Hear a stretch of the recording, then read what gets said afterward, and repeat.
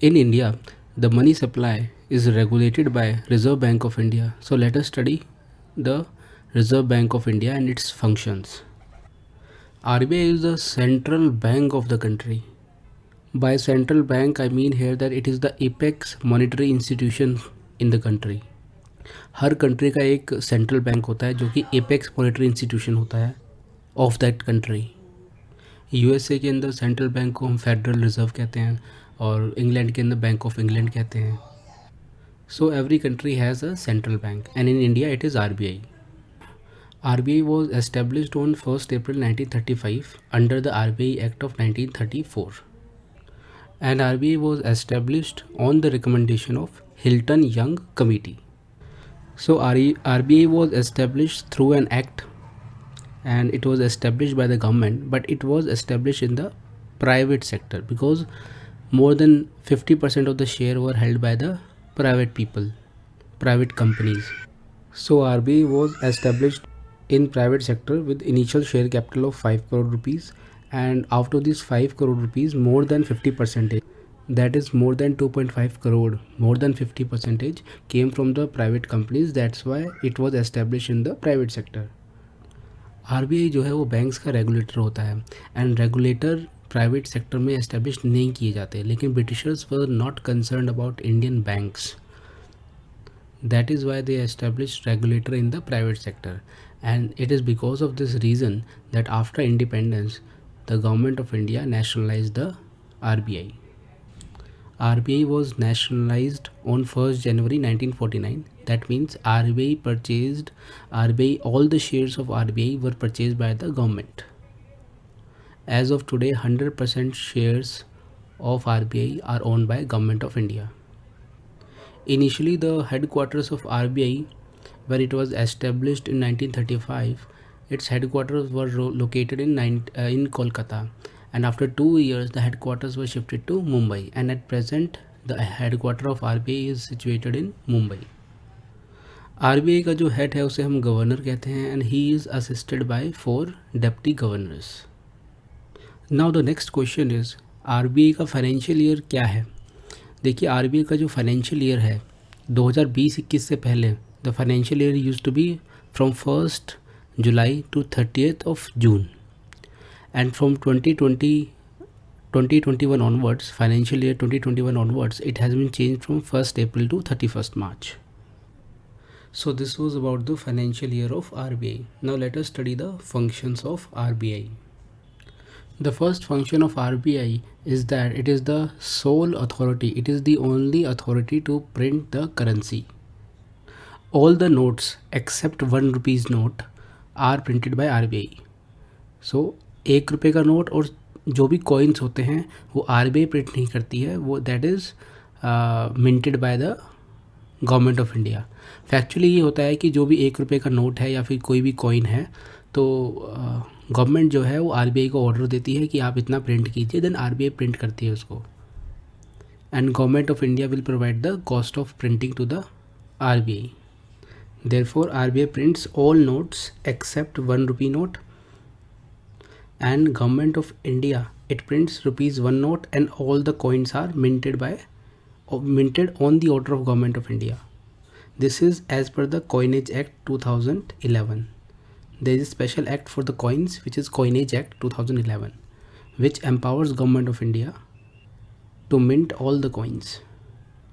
तो जो 1 रुपये का जो नोट होता है उस पर जो आपको सिग्नेचर मिलेगा वो फाइनेंस सेक्रेटरी का सिग्नेचर मिलेगा, और जो बाकी जो 1 रुपये के अलावा जितने भी नोट है, 10 रुपये का नोट है, 20 रुपये का है, और इसके अलावा कोई और डिनोमिनेशन है, तो वहाँ पर RBI के गवर्नर का साइन आपको मिलेगा.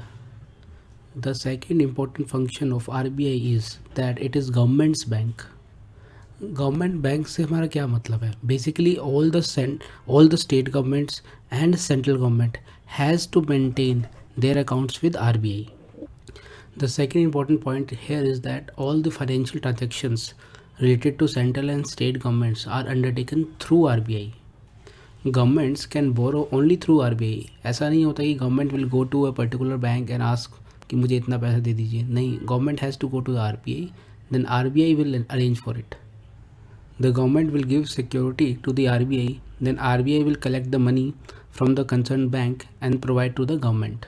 So RBI एक important interface है and central and state governments all their financial transactions are undertaken through RBI. Further RBI जो है it advise the government on various financial issues. Government की जो बोरोइंग होती है वो भी RBI ही मैनेज करता है. गवर्नमेंट की बोरोइंग्स को हम पब्लिक डेट बोलते हैं.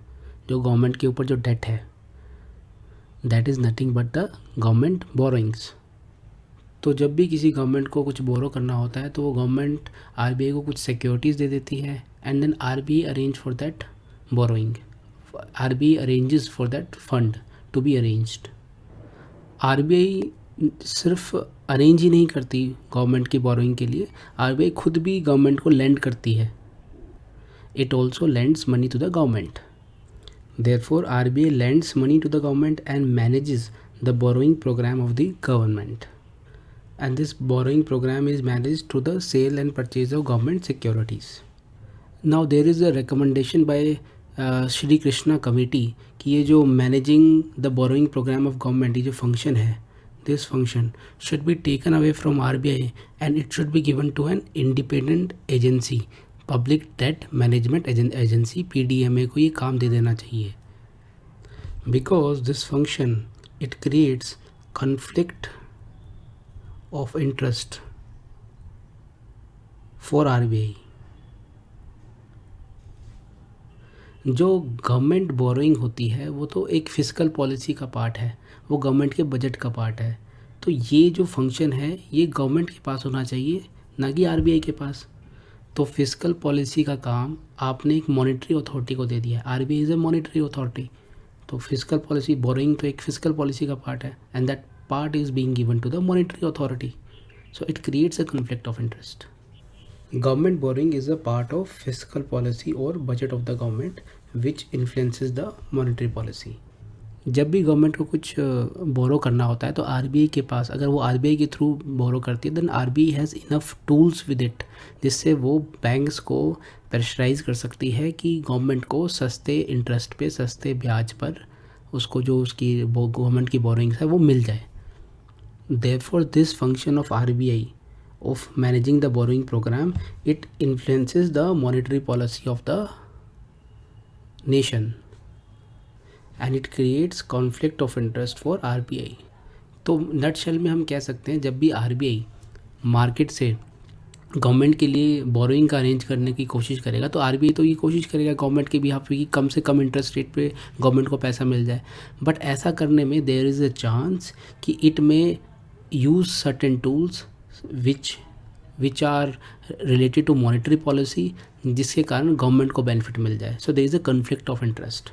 RBI तो एक रेगुलेटर है, it should regulate the monetary system of the country, but government के फिजिकल इंटरेस्ट के लिए it should not tweak with the monetary system of the country. और इसको और भी अगर हम सिंप्लीफाई करना हो तो ये है कि भाई ये जो बोरोइंग है ये फिजिकल पॉलिसी का पार्ट है और जो RBI है वो तो मॉनेटरी पॉलिसी देखती है. तो फिजिकल पॉलिसी वाला काम आपने मॉनेटरी पॉलिसी अथॉरिटी को क्यों दे रखा है? It should remain with the government only, it should not be given to RBI. So this is the recommendation of Shri Krishna committee. Shri Krishna committee कि भाई गवर्नमेंट का जो ये जो बोरोइंग प्रोग्राम है जो RBI मैनेज करती है गवर्नमेंट का, it should be taken away and should be given to an independent agency which is PDMA, public debt management agency.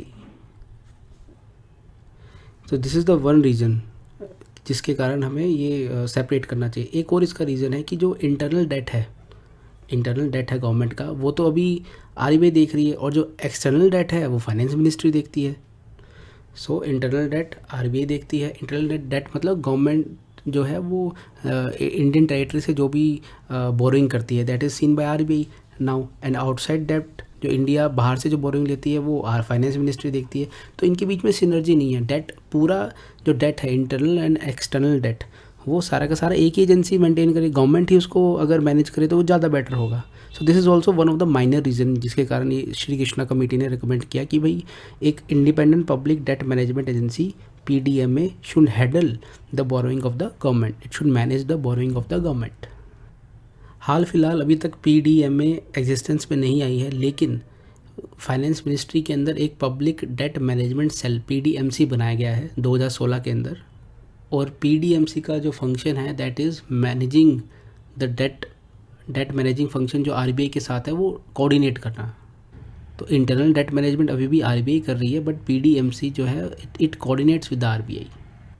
PDMC also advises the government of India regarding various borrowing tools and measures.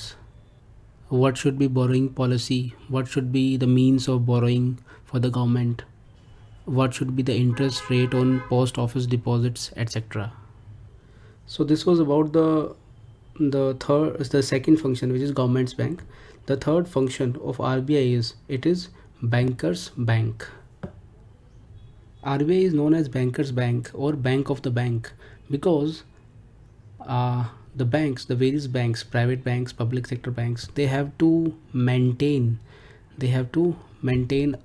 accounts with the RBI, and they have to keep reserves with the RBI. RBI, it also acts as a clearing house facility. It provides clearing house facility to the various banks for settlement of their mutual claims on each other on daily basis. Lot of claims are created by one bank on the another bank. RBI also lends money to the bank, so it is a lender to the banks. Further, जब भी कोई bank trouble के अंदर होता है then उसे भी RBI पैसे देता है. RBI is the lender of last resort. जब कोई बैंक ट्रबल पे होगा तो बाकी बैंक तो उसे पैसे देंगे नहीं, तो RBI has to come in to the picture and RBI has to save that bank, and RBI provides money to that bank. Therefore, it is bankers bank. Further, RBI also advises the banks. The fourth important function of RBI is that it is a supervisor of the banks. RBI is supervisor and regulator of the banking sector. RBI regulates not only banks but also NBFC, non-banking financial companies.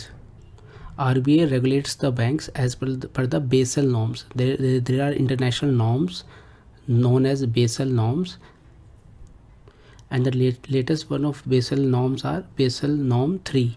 So RBI regulates as per the Basel norms.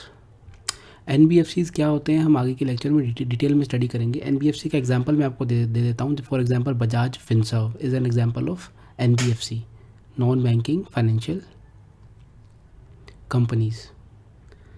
The fifth important function of RBI is that it is a supervisor of payment system. Basically, RBI regulates and it defines the norms how to deal with the transfer of funds within the country and outside the country.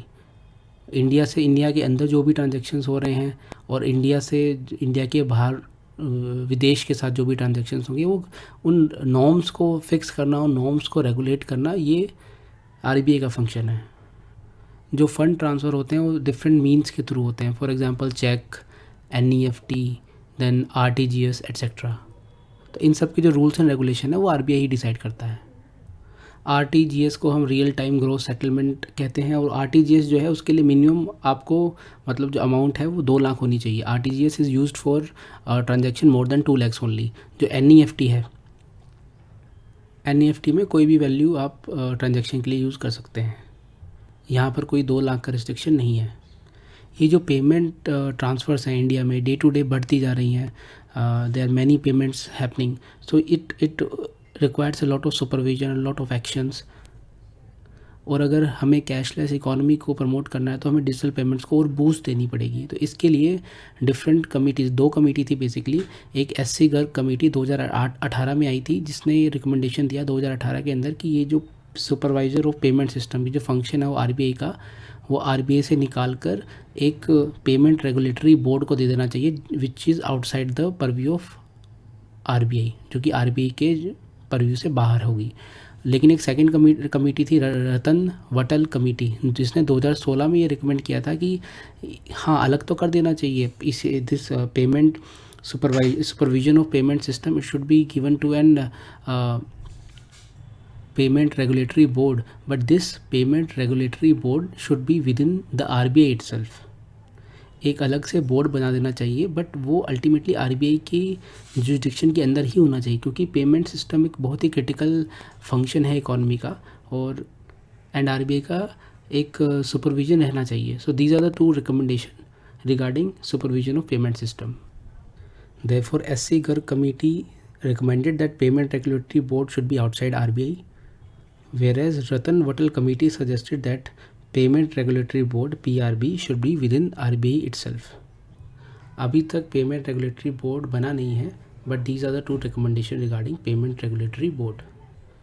Next important function of RBI is that it is custodian of Forex Reserve. As per Foreign Exchange Management Act 1999, FEMA, Foreign Exchange Management Act 1999, only RBI and its authorized dealers कौन से होते हैं? Major जो banks होते हैं basically, और जो money exchange होती हैं, only they can deal in the RBI. So as per FEMA Act, only RBI and its authorized dealers can deal in Forex. तो जो भी फॉरेक्स होता है या तो वो आरबीआई के पास होगा या फिर आरबीआई के ऑथराइज्ड डीलर्स के पास होगा. Therefore RBI acts as custodian of forex reserve. RBI also has important role in foreign exchange management. For example, अगर आप इंडिया से बाहर जा रहे हैं तो आप कितना फॉरेक्स अपने साथ लेके जा सकते हैं, तो उस पर रिस्ट्रिक्शंस हैं, वो आरबीआई डिसाइड करता है. RBI also stabilises the exchange rate of rupee. जब भी रुपी डेप्रिशिएट करता है, then RBI start selling dollars, जिससे कि रुपए के ऊपर जो प्रेशर है वो कम हो जाए, एंड रुपी डेप्रिशिएशन जिससे रुक जाए. Therefore RBI regulates the norms related to the forex and it stabilises the exchange rate of rupees. The other roles of RBI is that it represents government of India at international financial institution such as IMF, World Bank etcetera. Next important function RBI का है publishing the monetary data of the nation. जो nation का monetary data है, it is available with RBI only, so this data is regularly published by RBI. Next important function of RBI is its development role. Basically economic development of the nation में RBI का बहुत important role है, because RBI can through its various regulations it can promote financial inclusion, it can do the inflation control. RBI can also promote savings and investments. Financial inclusion बहुत important है. Basic financial services, basic banking services poor के पास जानी चाहिए, so that they are able to save money in their bank accounts, and that saving can be further channelised for the investment purpose in the economy. Further, inflation has a lot of negative impact on the lives of the poor people.